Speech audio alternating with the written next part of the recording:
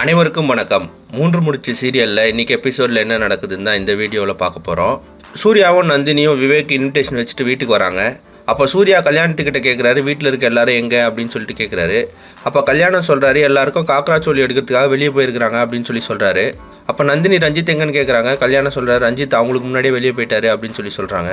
உடனே நந்தினி வீட்டில் யாருமே இல்லை, ரஞ்சித்தோட லேப்டாப் எடுக்கிறதுக்கு தான் கரெக்டான சமயம் அப்படின்னு சொல்லிட்டு லேப்டாப்பை தேர்றதுக்காக ரஞ்சித் ரூமுக்கு போகிறாங்க. அதே சமயத்தில் ரஞ்சித் நந்தினியை கொலை பண்ணுறதுக்காக ஒருத்தர்கிட்ட போய் பாம்பு வாங்க போகிறாரு. அது யாருன்னு பார்த்தீங்கன்னா சுந்தரவல்லி ஃபேமிலியோட எதிரியான பரமேஸ்வரி தான்.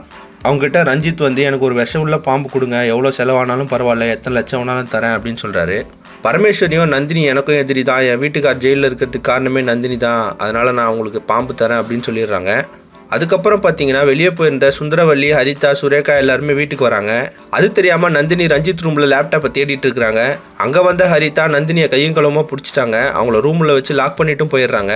அதுக்கப்புறம் எல்லாரையும் கூப்பிட்டு ஹரிதா காட்டுறாங்க, இப்போ ஏதோ எங்கள் அண்ணன் ரூமில் தேடிட்டு இருக்கா ரஞ்சித் இல்லாத டைமில் அப்படின்னு சொல்கிறாங்க. உடனே சூர்யாவும் கேட்குறாரு, நீ எதுக்கு ரஞ்சித் ரூமுக்கு போன, காரணத்தை சொல்லு அப்படின்னு சொல்லி கேட்குறாரு. அவங்க பேசிகிட்டே இருக்கும்போதே ரஞ்சித் வந்துடுறாரு. அப்போ ரஞ்சித் யோசிக்கிறாரு, பிரச்சனை பெருசாச்சுன்னா நந்தினி நம்மளை போட்டு விட்டுருவாளே அப்படின்னு சொல்லிட்டு அந்த பிரச்சனையை சீக்கிரம் முடிக்கிறதுக்காக பிளான் பண்ணுறாரு.